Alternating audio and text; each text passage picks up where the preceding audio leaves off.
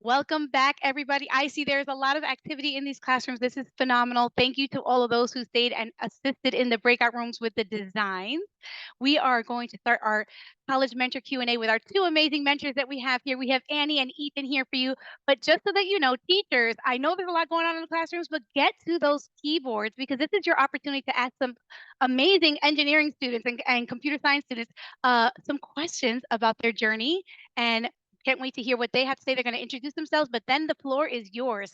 Please get to those keyboards and start typing in some questions for our mentors. And I'm going to pass it off to Annie to start our Q&A. Yeah, hi guys. So we're gonna first do a little bit intros from me and Ethan. To start off, I'm Annie. I'm a junior at the University of Notre Dame. I'm currently studying computer science and economics. So kind of half engineering, half more businessy side. I'm also picking up a minor in Chinese. So if you have questions about how I chose these different majors, maybe how they combine together, that might be something you might be interested in. If we go to the next slide, I can talk about kind of just where I've been, what I've been up to. Of course, I graduated in 2021, started at Notre Dame in 2021 of the fall. Then that following summer, I went to New York and I actually did a finance internship regarding ESG. Kind of went through that, decided that that wasn't exactly the path for me, which is always learning experience too. The next summer, I actually interned at Engineering Tomorrow, which is obviously the company that we're working with right now, and I helped develop some of the labs. And then on the next slide, just a little bit more, this past fall, I was actually studying abroad in London. And so I got to intern at Mars Wrigley, which is like the company that makes Twix and Snickers. And I did marketing for them. So that was a really cool experience. And then this coming summer, I'll be doing tech consulting, which isn't something that's necessarily like specifically in engineering, but a lot of engineers go into something like this as a specialty.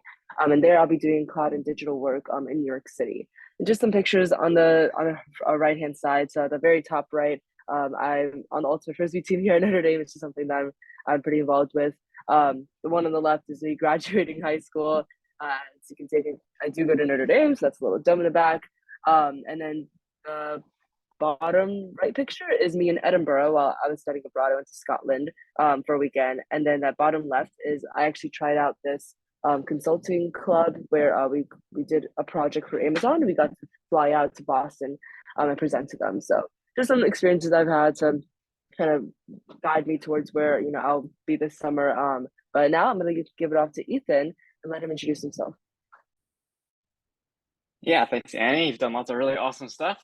And so I'm Ethan. I'm a junior at Johns Hopkins University studying material science and engineering. I've also was pre-med for a little while. I'm no longer going down the medical route, but I've definitely had that exposure. So if you're interested in the intersection of engineering and medicine, I can definitely speak to that.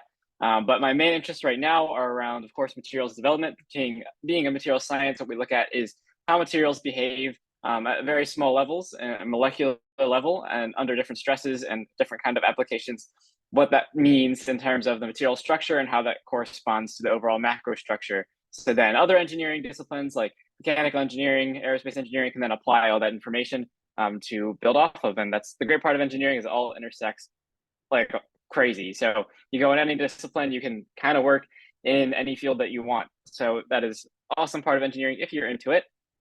But in addition to that, I am more specifically into additive manufacturing, so things like 3D printing.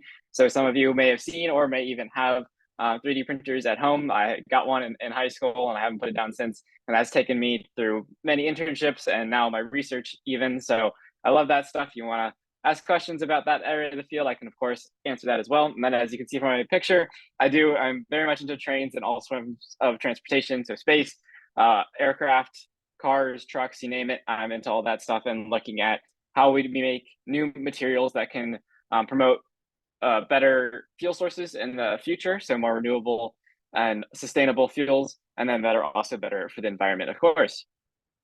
So here's just a few pictures of summarizing some of the things I've done.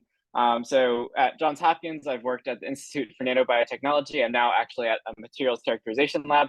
But in those labs, I've done lots of work with 3D printing, done work trying to make 3D printed devices which are biocompatible so that we can grow cells and stuff in these devices to be able to test different cancer treatments, which is a big task in of itself, especially just some of the mechanical issues around getting things to flow and making sure there's no leakages through the 3D printed material. But then I've also done work with metal 3D printing, which is that upper left image there. It's an image from a DED machine. And so what DED does is called directed energy deposition. And it's taking metal powders and shooting it at very high speeds and then zapping them with a laser and melting them instantly to create very cool shapes and geometries that you can't achieve otherwise with conventional machining. And I'm working on a computational side right now, trying to develop a virtual model for what is happening at the microstructure level in directed energy deposition, so we can be able to control material characteristics to a very fine degree so that we can perfectly validate the materials that are being made and know exactly how strong the parts are that we're producing. In addition to that, I've worked at Northrop Grumman over the summer. I did not get to work on the B-21.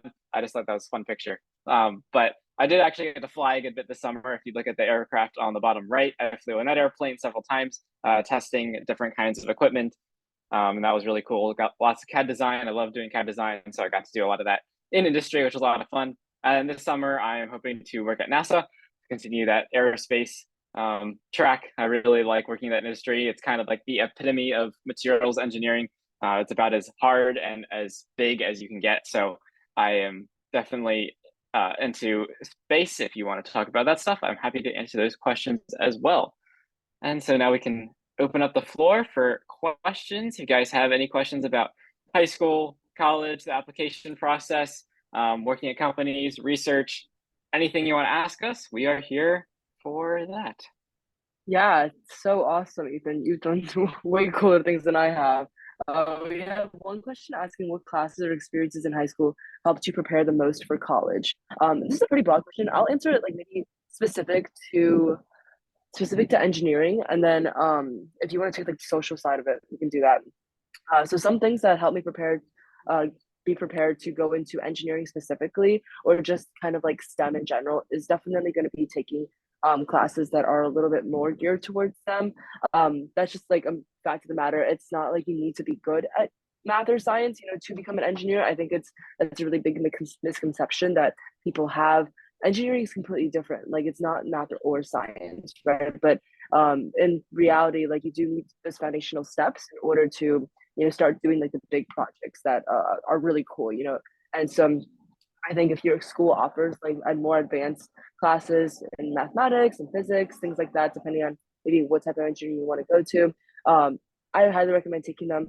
Another reason is that when you enter college, those are some of the core classes that you'll have to, just first take. And if you can, either test out of them, get some sort of college credit, take AP or IB exams, then you get to actually like not do that, right? So I took, for example, like Calc BC in high school. My school was lucky to offer it, and because I scored high enough, I didn't have to take Calc 1 or 2 in college. So that just frees up some room for you to take some other fun classes. Some experiences that I think are worth having. Of course, get involved in the clubs that are at your school. So if you have some sort of like robotics club, you have some sort of computer science, coding club, like anything your school offers that's anything related that you might be interested in, I highly, highly encourage you to try it out, because you don't know what's going to come from it, right? You are at a young age where chances are you haven't, ever maybe coded before, and you don't know if you'll like it, and maybe you won't, right? But it helps you narrow down to see what you actually do enjoy. So either join what's on campus. If you start your own club, that's always a super, super great way to get involved around your community. Maybe if there's like places that offer experiences for high school students, try to get involved with that. And now that everything's virtual to an extent, there's definitely programs online that you can apply to as well to get some of that experience.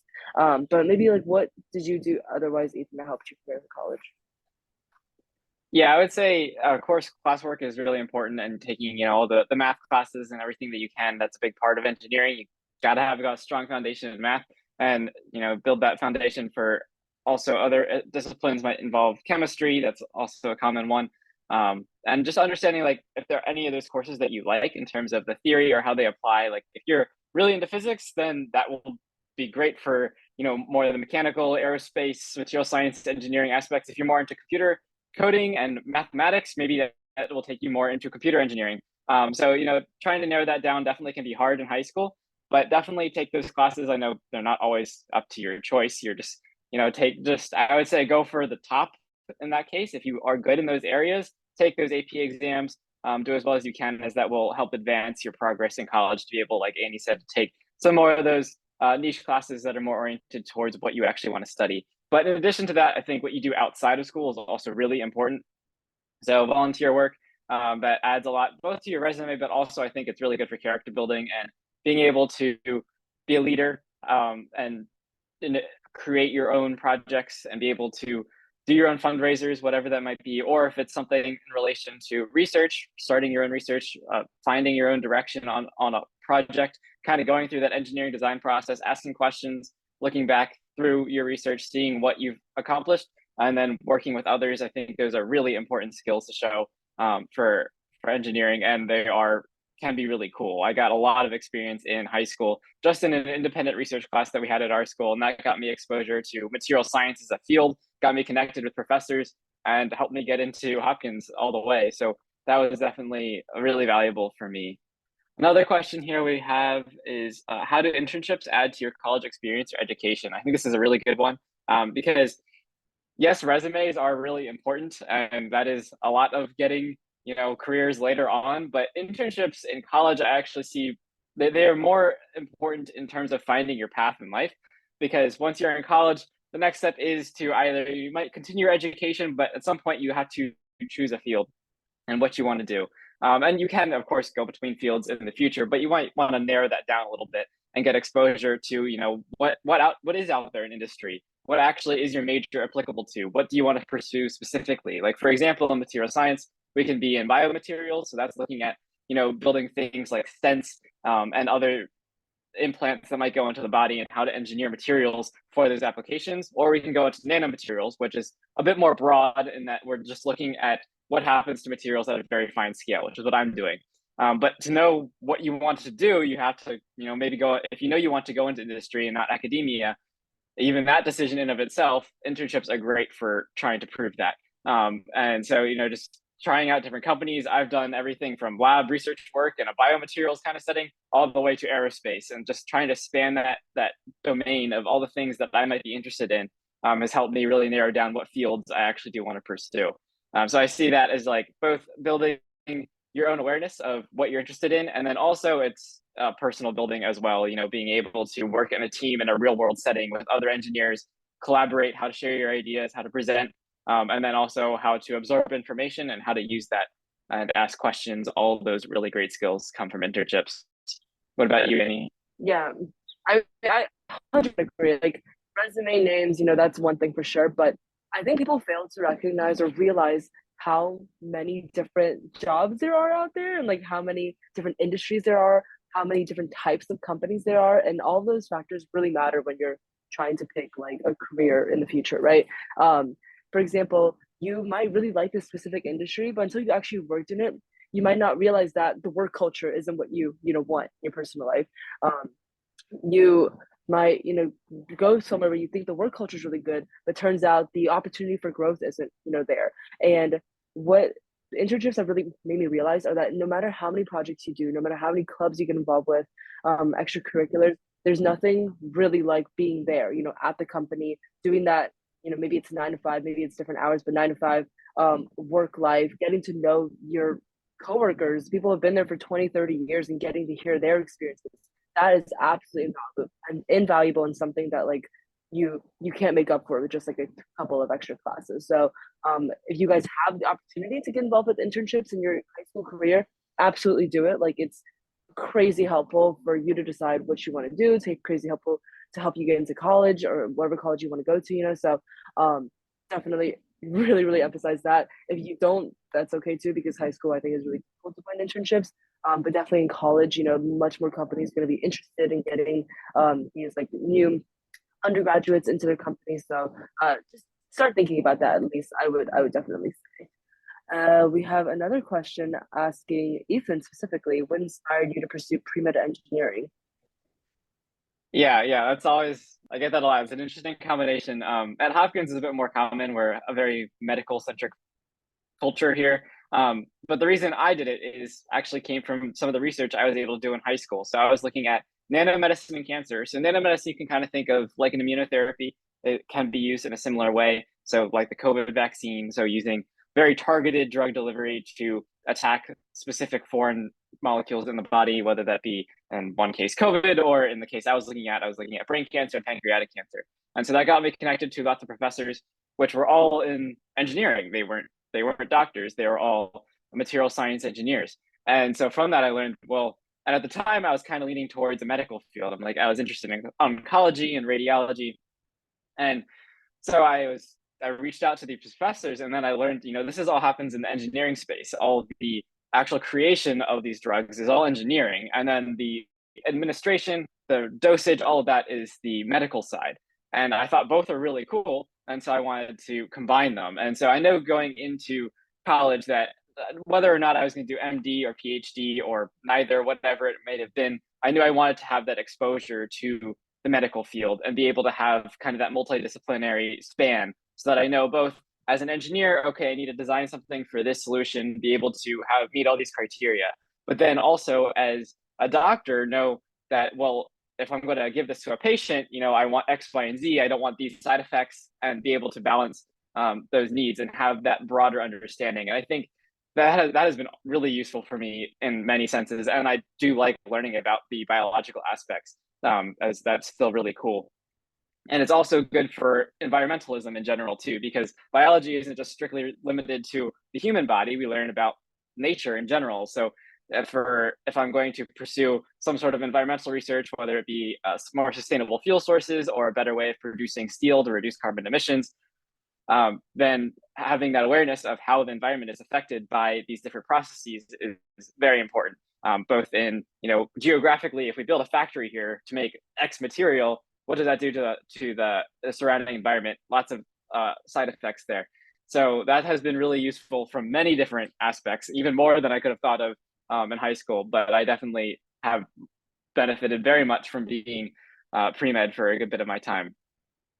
And I would recommend it to any engineering discipline, even in any sense, right? If you wanted to pursue something more in the medical field, like looking at, comparing numbers for some sort of different computer software for regulating some amount of blood pressure or something in some machine, then having that medical experience could be very valuable in that case if she was interested in something like that.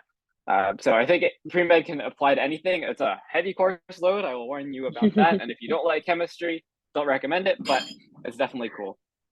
And I will say, I want to add on that there's a lot of people who, really want to be in the medical field, and they think that the only way to do that is through being pre-med. Of course, if you genuinely want that, the patient-to-patient interaction, if you truly are okay with spending your 20s, in med school and going through residency, then by all means, that might be the path for you. But a lot of people don't realize that there's so many other ways to go to med school. Just generally, you can do it through any of the engineering disciplines. You can do it through finance. You can do it through all these different ways. So if you are thinking about pre-med, I know I was also in that kind of spot. Don't limit yourself to just doctor. But yeah, besides that, let's see. We have the question: how important are relationships with professors, and does it make a difference in the school that you choose? I think that it definitely does. The professors have a wealth of knowledge that it's unbelievable. I would say that every time I have a new professor and I learn about their background, I learn about the things that they've done, I'm always just mind blown at how much information they know and how much they put into the subject and how much experience and knowledge that they have. I would say that for me personally, it didn't impact fully the why I went to Notre Dame. However, most of my classes have been in smaller group settings, typically I would say 15 to at most 40, 50 students. And that type of smaller classroom setting has been something that's been important and valuable to me, just because you get that one-on-one relationship with your professor. You can go to office hours and they're not just there's not just a line outside the door waiting for help on homework. You can actually have a conversation with them, chit chat with them about life, chit chat with them about your career, things like that. And when it comes to applying for a lot of things like scholarships, grants, even careers, right? Sometimes you need recommendation letters, and having that type of one-on-one relationship can be really important there too. Ethan, do you have anything to add there? Yeah, I think you covered it. Yeah, having relationships with the professors is great. The one thing with professors is once you start talking to them, they you ask them a question, they won't stop talking. They love their research and they are very passionate about what they do. So, they will share all the knowledge they know with you, which is awesome. but it'll give you a sense of also help you decide what you're interested in, because if you're just bored out of your mind hearing what they're saying, then maybe their lab might not be the best for you. But regardless of that, they're very passionate about what they do, and they are very happy to welcome research, whether it be at the high school level or at the college level or graduate level beyond that. Also, they have a lot of connections. It's huge network both within, right? They may not have necessarily gone to undergrad at the university you're at. Most likely they didn't. And they have same thing if they went to grad school because they're tenured, then they have connections at wherever they did their PhD program. So they're very valuable both for just personal relationships and then for your networking. Yeah. And then we have maybe Ethan, is specific to you. Is getting a CAD certification helpful with material science or 3D printing internships? Yeah, that's a good question. I mean, in high school, I don't think you need that. That's CAD certification is honestly more once you actually start working for a company. Doing it by yourself isn't necessarily applicable. I don't have one, but I know how to use like 10 different CAD tools. And I learned like every time I go to a new place, they use a different CAD tool. So it's whatever the company's paying for. So having a certification in one CAD tool isn't actually that useful, because most likely you will not be using that one CAD tool. I mean, SolidWorks is pretty universal, but I mean, most of the engineering companies I've worked at, they actually don't use SolidWorks just because of licensing and all the marketing that you get into there. So it can be good as like a resume statement. If you really want to get a certification, go for it. But it's definitely not necessary. Just having background experience,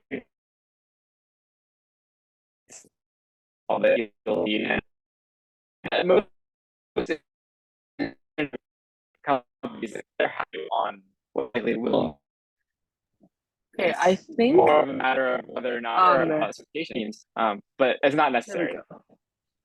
Okay, Ethan, just want to let you know your audio was a little bit cut off there, but I think we kind of got the general scope that like SolidWorks is great, and I just saw that your high school offers SolidWorks, which is absolutely amazing. Like generally, I'd say if you know how to at least use one of them, you probably can pick up some of the others a little more easily. So that's a great tools or skills you definitely have in your back pocket. In our last remaining minutes, maybe we can answer the question, why did we pick our college? Because I know that is quite a large topic to think about. So for me personally, when I was going to college, a big consideration I had was I wanted to like leave the state. I'm from New Orleans, Louisiana, and I wanted to get out of Louisiana straightforwardly. I wanted to go somewhere that would provide me a lot of opportunities. And then I wanted somewhere that would be financially reasonable. So Notre Dame is outside of Louisiana. It has a really good networking like community. That's just something that's known about the school. Has a lot of good resources for for me to explore different places. But probably what drew me in the most is that I ended up getting like this merit scholarship that allowed me to go to Notre Dame for much cheaper than anywhere else. But Notre Dame specifically, what I really appreciated about this school and why a lot of other people might come is, number one, there's a lot of school culture. If you know football, Notre Dame football, and that's just like just a huge. It's just like there's such a culture around the school, and people love the school. Like to go somewhere where people love it there, I think is something that's really invaluable. Number two, like I said, it has great academic ratings. It has great professors. I would say the weather isn't exactly like the best in South Bend, Indiana, but some people don't seem to mind that. And then the school size is another pretty important factor, I would say. So my school is around 9,000, 10,000 students. So you're looking at like 2,000 people a grade. You kind of like, people's names here and there. And there's that community around that. Whereas if you went to maybe like one of the big state schools like LSU, that's thousands of students in one grade. And you just don't get that like that community building as much, in my opinion. But those are, and then also study abroad opportunities. For me personally, I went abroad last fall, and it's an experience that I knew I wanted from the very start. So when I was looking into colleges, I made sure that where I was going had that opportunity. So I didn't specifically look like, does the school have these high rankings in my majors, or what I'm interested in, but that is definitely a factor as well. So Ethan, do you want to talk about how why you chose Hopkins? Yeah, definitely. I think talking about this is it's different for everybody. Everyone finds their own path to college. For me, it was both. I kind of created a list of things I wanted. So I knew I wanted to stay on the East Coast for college. I knew I wanted a engineering school, but I knew I wanted to be on the smaller side. I didn't want something super big. And then that from that list, it narrowed it down pretty fast as to what I wanted. I also knew I didn't want to go to University of Maryland specifically because that was like my backup school, but like everyone from my high school went there. And as much as I loved everyone from my high school, I wanted something different. And so that, just kind of bumped that one down lower on the list. And so, but with all of that, it then came down to, okay, who also has really good medical opportunities, who has lots of research. And from that, Johns Hopkins emerged, pretty darn high on that list. So that was at the top.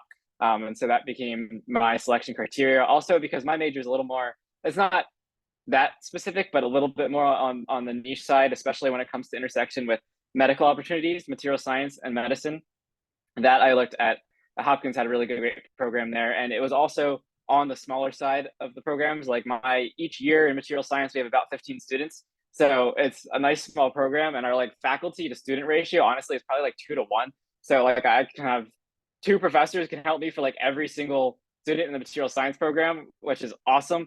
There's also way more graduate students, so there's tons of research opportunities, always openings for material science majors, which is really, really cool. And then also Hopkins has the big BME program, which I did consider, but I didn't want to be restricted in biomedical engineering specifically. I wanted to have more broad specialization, but that program being here creates a lot of opportunities around materials development and all the things that I find really interesting, especially on the biomedical side. So that was kind of a choice for me. It was honestly, it wasn't too hard for me to decide. It came down between Johns Hopkins and University of Pennsylvania, where those were like my top choices. If I could get into one of those, that'd be it. I definitely I recommend applying early decision. If you find a school that you really, really want to go to, that definitely boosts your chances of getting in. And so that's what I did to Hopkins, applied early decision. And then I knew, and then I was, in school before all my classmates, and it was pretty chill time because I could just coast to the end of senior year. But that was kind of my path. Hopefully, you guys can find something from that as well. Well, Yeah, that's definitely is nice. But yeah, we just wanted to wrap up and say thank you guys so much for all your questions. I know Monica's about to hop in now, and you guys are gonna get started with the rest of your lab. Yep. I want to say thank you to Ethan and Annie. Fantastic job. And thank you to all those teachers that got to the keyboard to pop in those questions. They were really great questions. I'm going to stop the recording and we're going to get ready to open up those breakout rooms again. Remember that in the breakout rooms, we have amazing college mentors